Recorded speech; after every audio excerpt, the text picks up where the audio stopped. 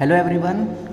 आज का हमारा टॉपिक है सेबी के ऊपर है, जो इस चैप्टर का हमारा लास्ट टॉपिक रहेगा और इसके बाद हमारे 10 चैप्टर पूरे हो जाएंगे। तो सेबी का जैसे कि हम पढ़ रहे हैं कि securities exchange board of India इसका फुल फॉर्म होती है और एक एपेक्स ऑर्गेनाइजेशन है जो सभी कुछ रेगुलेट करती है, मैनेज कंट्रोल करती है सभी कुछ और गाइडलाइंस प्रोवाइड करती है। हमने सिर्फ इतना ही सुना था अभी तक। आज हम इसके बारे में पूरा डिटेल में पढ़ेंगे कि सेबी एक्चुअल में होता क्या है, कब बना था, इसके फंक्शंस क्या क्या हैं, इनका रोल क्या है, ऑब्जेक्टिव्स क्या क्या हैं, तो वो हम पढ़ेंगे। तो सेबी का मतलब होता है securities exchange board of India और ये बनाया गया था 1988 में, जिससे कि स्टॉक मार्केट या सिक्योरिटीज़ मार्केट के सारी फंक्शन जो हैं रेगुलेट किए जा सकें, कंट्रोल किए जा सकें। लेकिन शुरू में क्या हुआ था कि सेबी के पास सारी पावर से कंट्रोल नहीं था, तो स्टॉक मार्केट के ऊपर सारा कंट्रोल नहीं था।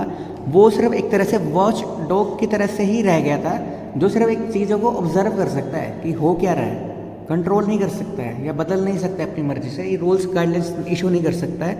बस एक तरह से बस खाली ऑब्जर्व कर रहा था कि भाई सब कुछ ठीक हो रहा है, नहीं हो रहा है। अगर नहीं भी हो रहा था तो वो कुछ कर नहीं सकता था। तो वो इनएफेक्टिव होने की वजह से, कंट्रोल ना कर पाने की वजह से सेबी को मिला था, लीगल स्टेटस मिल गया था 1992 में, 4 साल के बाद में, जिससे कि इन्वेस्टर्स का, इशूअर्स का या जो बीच में ब्रोकर्स होते हैं उनका इंटरेस्ट प्रोटेक्ट किया जा सके, उनका जो खोया हुआ कॉन्फिडेंस है, खोया हुआ जो भरोसा है, वो दोबारा से सिक्योरिटीज़ मार्केट में लाया जा सके।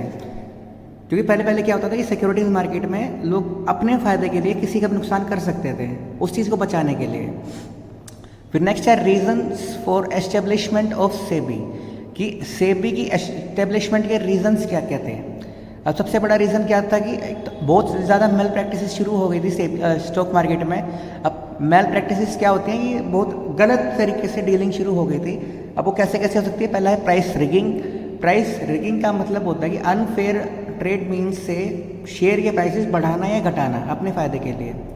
मतलब कि वो वैसे मैं आगे बढ़ाऊंगा, आपको बताऊंगा अभी प्रोटेक्टिव फंक्शंस में आगे फर्स्ट स्टेप आ ही जाएगा आपका।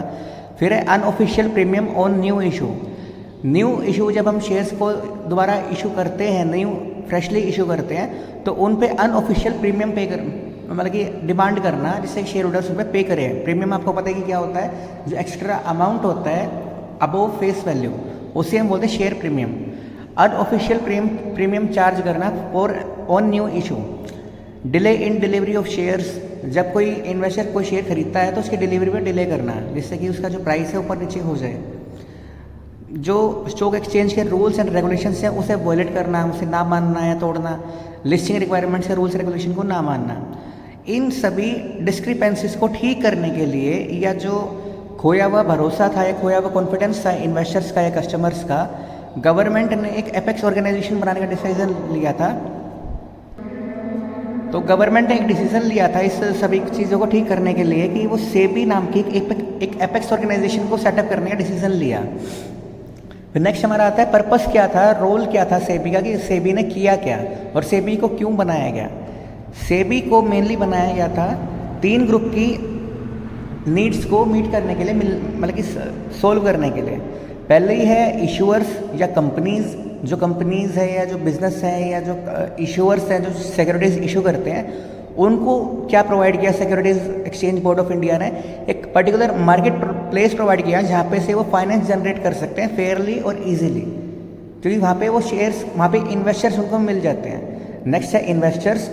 इन्वेस्टर को उन्होंने प्रोटेक्शन प्रोवाइड की और एक तरह से सभी तरह की, हर तरह की इन्फॉर्मेशन जो करेक्ट इन्फॉर्मेशन होती है वो प्रोवाइड की ईजिली। फिर नेक्स्ट है इंटरमीडियरीज, जो पीछे ब्रोकर्स होते हैं। जैसे आपको पता है कि कैपिटल मार्केट में 3 लोग होते हैं, इशूअर्स, इन्वेस्टर्स और इंटरमीडियरीज। तो इंटरमीडियरीज क्या प्रोवाइड किया, एक तरह से professional market, competitive market provide की इन्होंने। फिर हमारा नेक्स्ट पॉइंट आता है ऑब्जेक्टिव्स ऑफ सेबी का, कि सेबी के ऑब्जेक्टिव्स क्या क्या थे। अब जैसे हमको पता है कि ऑब्जेक्टिव्स क्या क्या हो सकते हैं इसके, कि सभी चीज़ों को कंट्रोल करना, प्रमोट करना, मोटिवेट करना, पीपल्स को इनकरेज करना कि वो सेविंग और इन्वेस्टमेंट करें और ज़्यादा इन्वेस्ट करें, और कंपनी को भी एक तरह से रेगुलेट करना, उनकी एक्टिविटीज़ को एक तरह से ध्यान में रखना कि फ्रॉडुलेंट एक्टिविटीज़ ना करें। तो ये इनके ऑब्जेक्टिव्स थे। तो पहला ऑब्जेक्टिव है इसमें to regulate activities of stock exchange, जो भी स्टॉक एक्सचेंज की सारी एक्टिविटीज़ हैं उन्हें रेगुलेट करना, कि उनके सारे गाइडलाइंस प्रोवाइड करना, उन्हें रूल्स रेगुलेशंस बनाना, उसके अंडर ही सब कुछ चलना चाहिए। इधर रेगुलेट करना कि सब कुछ उसके अंडर ही चल रहा है, कुछ उसके बाहर नहीं जा रहा है। फिर नेक्स्ट है to protect rights of investors and insuring safety to their investment. Investors के राइट्स को बचाए रखना, उनके हित को बचाए रखना कि उनके साथ कोई गलत या कुछ नुकसान उनके लिए ना हो, और हर इन्वेस्टमेंट की सेफ्टी जो ट्रांजेक्शंस होती है उनकी सेफ्टी बना के रखना। फिर लास्ट पॉइंट है, सेकंड लास्ट पॉइंट है इसका कि फ्रॉडुलेंट एंड मेल प्रैक्टिसेस से बचा के एक बैलेंस बनाए रखना सेल्फ रेगुलेशन ऑफ बिजनेस में एंड इट्स रेगुलेशंस। मतलब कि जो बिजनेस का जो रेगुलेशन है, सेल्फ रेगुलेशन है, और उसका रूल्स के अकॉर्डिंग जो रेगुलेशन है उसको उसके पीछे बैलेंस बना के रखना कि कोई भी बिजनेस जो है इन्वेस्टर के साथ में, किसी इंटरमीडिएटरीज के साथ में या गवर्नमेंट के साथ में कोई फ्रॉडुलेंट या माल प्रैक्टिसेस परफॉर्म ना करे। फिर हमारा लास्ट पॉइंट है एक कोड ऑफ कंडक्ट बना के रखना और रेगुलेट करना इंटरमीडिएटरीज के लिए, जो कि जैसे कि एक तरह बिचौलिए होते हैं, जो कि एक तरह से कई बार हो सकता है कि अपने फ़ायदे के लिए, कमीशन ज़्यादा के लिए, तो वो अपने इन्वेस्टर का नुकसान भी करा सकते हैं क्लाइंट का। तो उस चीज़ को बनाए रखना, कोड ऑफ कंडक्ट बनाए रखना। कोड ऑफ कंडक्ट आपको पता है कि क्या होता है कि हर कस्टमर के साथ में सेम बिहेवियर करना, सेम डीलिंग करना। ऐसा नहीं कि भाई कोई नॉन में है तो उसको कोई इन्फॉर्मेशन दे देना, कोई नहीं है तो उसको इन्फॉर्मेशन नहीं देना। हर एक के साथ में सेम बिहेवियर रखना ही कोड ऑफ कंडक्ट होता है। तो ये था हमारा टॉपिक, जिसमें हमने पढ़ा कि सेबी क्या होता है, कब बना, इसका रीज़न क्या था बनने का, इसका पर्पस और रोल क्या था। फिर हमने पढ़े इसके ऑब्जेक्टिव्स। अब हमारा एक जो लास्ट टॉपिक रह गया है वो है फंक्शंस ऑफ सेबी का, कि काम क्या है सेबी के, सेबी करता क्या है एग्जैक्टली। अब सेबी के 3 फंक्शंस हैं, प्रोटेक्टिव फंक्शंस हैं, रेगुलेटिंग फंक्शंस हैं एंड डेवलपमेंटल फंक्शंस हैं। तो पहला हम पढ़ते हैं प्रोटेक्टिव फंक्शंस में। प्रोटेक्टिव फंक्शंस में मतलब क्या होता है कि जैसे आपको पता है कि सिक्योरिटीज़ मार्केट में 3 लोग होते हैं, इन्वेस्टर्स, इशूअर्स और इंटरमीडिएटरीज। तो तीनों को बचाए रखना भी बहुत ज़रूरी होता है। तो उसकी सेफ्टी रखना सेबी का फर्स्ट ऑब्जेक्टिव या फर्स्ट फंक्शन होता है। पहला पॉइंट है इसमें चेक प्राइस रिगिंग, जो मैंने आपको बताया था, मैं आपको बाद में बताता हूँ। प्राइस रिगिंग का मतलब होता है कि प्राइसेस को, शेयर प्राइसेस को मैनिपुलेट करके बढ़ाना या घटाना बाय अनफेयर ट्रेड मीन्स। जैसे कि कंपनी क्या कर सकती है, मतलब कि शेयर्स के प्राइस को घटा या बढ़ा सकती है, लेकिन वो एक चीज़ इलीगल बन गई है तो इसलिए कर नहीं सकती है। कैसे कर सकते थे कि मतलब किसी भी शेयर के प्राइसेस बढ़ा दिए, महंगाई कर दी अपने आप ही, या किसी चीज़ में डिप्रेसिंग कर दिया, डिप्रेसिंग वाला प्राइसेस बहुत घटा देना, अपनी मर्जी से प्राइस घटा दिए हैं, तो उसे हम बोलते हैं चेक प्राइस रिगिंग का मतलब होता है जब कोई अपनी ही प्राइसेस को अपनी ही मर्जी से बदल रहा है, घटा या बढ़ा रहा है। तो सेबी ने इस चीज़ को रोक लगा दी थी, क्योंकि अब क्या होता है कि हर शेयर में इसका जो प्राइस होता है वो डिमांड एंड सप्लाई पर डिपेंड करता है। तो वो सेबी ने रोक लगा दी थी कि आप प्राइस रिगिंग आप नहीं कर सकते हो, तो जो कि इलीगल है। अगर आप ऐसा सेबी या कोई भी कंपनी प्राइस रिगिंग करती पकड़ी भी जाती है तो उसके ऊपर या तो फाइन लगता है या फिर इम्प्रिजनमेंट की भी उसका पनिशमेंट मिल सकती है, या फिर कंपनी भी बंद हो सकती है। नेक्स्ट पॉइंट है प्रोहिबिट्स इनसाइडर ट्रेडिंग। ये थोड़ा बड़ा टॉपिक है, इंपॉर्टेंट टॉपिक है, तो ध्यान से समझ लेना, क्योंकि यहाँ के कॉलेज में भी आएगा और काफ़ी कम्पिटिटिव एग्जाम्स में भी आता है इनसाइडर ट्रेडिंग का। इसमें बस छोटा सा दे रखा है। इनसाइडर ट्रेडिंग का मतलब होता है कि जैसे इसमें इनसाइडर का मतलब है एक ऐसा पर्सन जो कंपनी से कनेक्टेड है, कंपनी में काम कर रहा है, किसी अच्छे लेवल पे काम कर रहा है, जिसके पास सारी इन्फॉर्मेशन हो सकती है, जैसे कि कंपनी के डायरेक्टर, सीईओज, प्रेसिडेंट्स, प्रमोटर्स। क्योंकि बाकी जो इन्वेस्टर्स होते हैं कंपनी के, उनके पास सारी सेंसिटिव इन्फॉर्मेशन नहीं होती है, जिससे कि जो कि प्राइस ऑफ सिक्योरिटी जिससे बदलती है। मान लो कि मेरे को पता है कि कल कंपनी को एक कॉन्ट्रैक्ट मिलने वाला है या मिल गया है, अब वो इन्फॉर्मेशन मुझे पता है एज ए डायरेक्टर, लेकिन एज इन्वेस्टर किसी को बाहर नहीं पता है। तो मैं एज ए डायरेक्टर क्या कर लूँगा कि अपनी ही कंपनी के कुछ शेयर्स खरीद लूँगा, क्योंकि मुझे पता है कि प्रॉफिट होने वाला है, शेयर का प्राइस बढ़ने वाला है। सिंपल सी बात है, अगर प्रॉफिट बढ़ने वाला है तो कंपनी का शेयर प्राइस भी बढ़ेगा, क्योंकि आपको पता है कि क्या होता है कैपिटल मार्केट में, अगर प्रॉफिटेबल कंपनीज़ के शेयर प्राइसेस बढ़ते हैं तो उस केस में वो लार्ज या बल्क अमाउंट में उस कंपनी की शेयर खरीद लेगा और उससे प्रॉफिट हो जाएगा। तो उसे हम बोलते हैं इनसाइडर ट्रेडिंग। उस इनसाइडर इन्फॉर्मेशन को यूज़ करके प्रॉफिट अर्न करना, उसे हम बोलते हैं इनसाइडर ट्रेडिंग, जो कि सेबी के अकॉर्डिंग इलीगल हो चुकी है और इसके अगेंस्ट में बहुत बड़ी सज़ा भी है, फाइन भी भरना पड़ता है और इम्प्रिजनमेंट की पनिशमेंट भी मिलती है। फिर नेक्स्ट पॉइंट है prohibits fraudulent and unfair trade practices. SEBI ने कंपनीज को अलाउ नहीं करती है कि वो मिसलीडिंग स्टेटमेंट्स जारी करे मार्केट में, जिससे कि जो शेयर प्राइसेस हैं या फिर जो शेयर की सेल्स है या परचेज है वो इंड्यूस किए जा सके। इंड्यूस का एक तरह से मतलब होता है कि अट्रैक्ट किया जा सके कि भाई कि हम कोई ऐसी मिसलीडिंग स्टेटमेंट दे रहे हैं जो फॉल्स है, झूठी है, जिसको सुन के लोग उसे शेयर को बेच रहे हैं, खरीद रहे हैं, जिससे उनका शेयर प्राइसेस बढ़ जाए, कम हो जाए और उनका पर्सनल गेन हो जाए। तो सेबी ने क्या किया है, अनफेयर ट्रेड प्रैक्टिसेस को मना किया है, इलीगल बनाया गया है, जिससे कोई भी कंपनी अपनी फ़ायदे के लिए कंपनी के जो शेयर्स हैं उनकी सेल या परचेज बढ़ाने के लिए गलत तरीका यूज़ ना करें।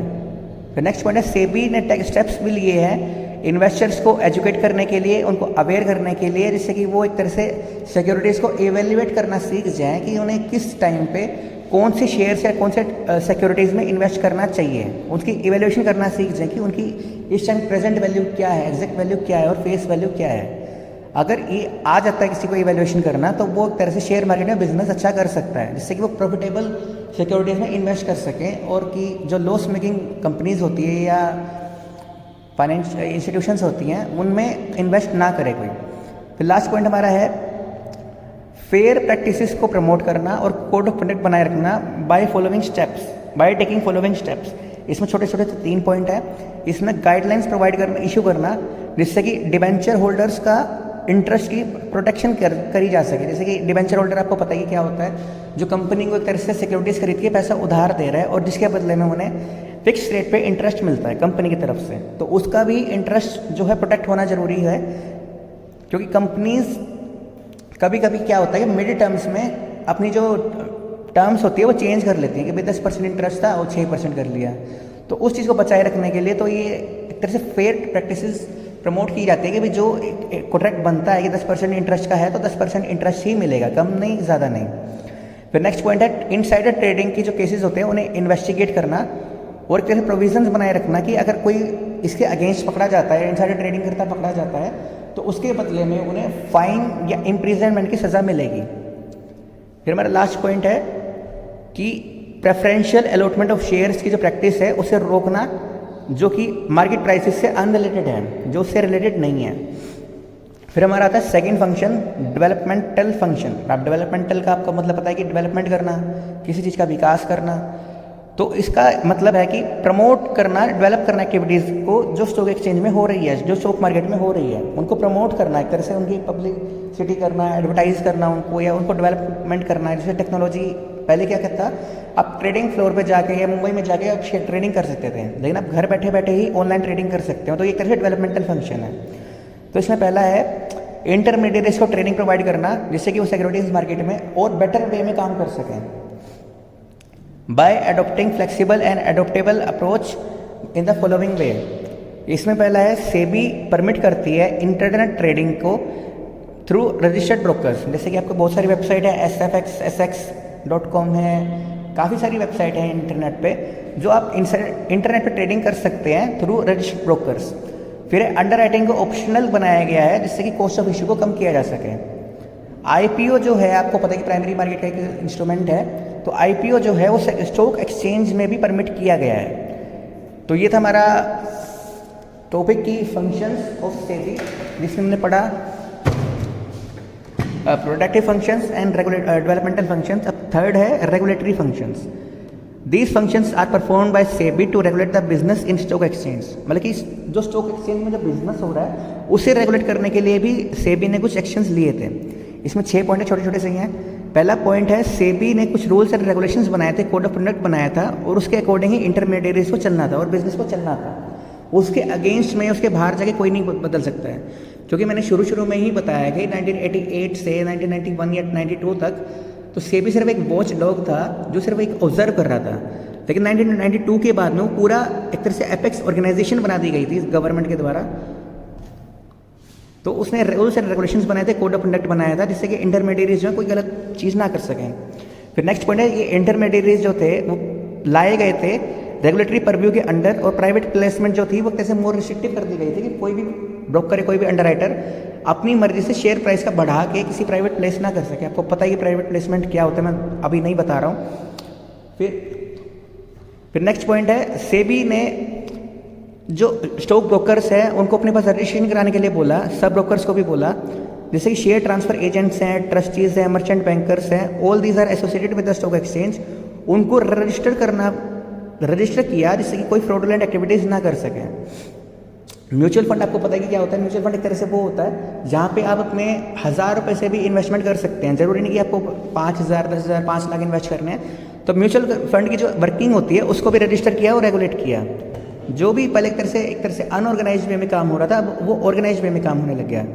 सेबी ने इस पर भी रेगुलेट किया कि जो टेक ओवर होती है कंपनी से, टेक ओवर का मतलब है कि किसी कंपनी ने किसी और कंपनी को टेक ओवर कर लिया, उसको ले लिया, परचेज कर लिया, तो उसको भी रेगुलेट किया कि भी कोई ऐसी कंपनी ना हो कि जो अपने अनफेयर मीन्स के लिए किसी कंपनी को टेक ओवर कर रही है। फिर हमारा आज का लास्ट पॉइंट है SEBI conducts inquiries and audit of stock exchanges. Audit का मतलब आपको पता है कि बुक्स ऑफ अकाउंट्स को चेक करना रेगुलरली। तो सेबी इंक्वायरी भी कंडक्ट करती है कि भी कोई गलत काम तो नहीं हो रहा है, मतलब कि by under cover officers and audit of stock exchanges की स्टॉक एक्सचेंजेस के बुक्स ऑफ अकाउंट जो होते हैं, जो एक्टिविटीज़ होती हैं, उनको ऑडिट करना कि कुछ गड़बड़ी ना हो रही हो। तो इसी के साथ हमारा जो 10th चैप्टर है पूरा हो जाता है। हमने आज जो पढ़ा थोड़ा टॉपिक बड़ा भी था लेकिन इंपॉर्टेंट टॉपिक भी था। इसको ध्यान से समझ भी लेना, पढ़ भी लेना और डाउट्स मुझसे ले भी लेना। इसमें हमने पढ़ा सेबी कब बना, कैसे बना, क्यों बना, उसके ऑब्जेक्टिव्स क्या थे, रोल क्या था। फिर हमने पढ़े सेबी के 3 functions, productive functions, regulatory functions and developmental functions. ठीक है, अब इसके बाद आपका 3 दिन का ब्रेक रहेगा, 2, 3 और 4 सितंबर का। 5 सितंबर से हम नेक्स्ट चैप्टर शुरू करेंगे, मार्केटिंग मैनेजमेंट। Thank you.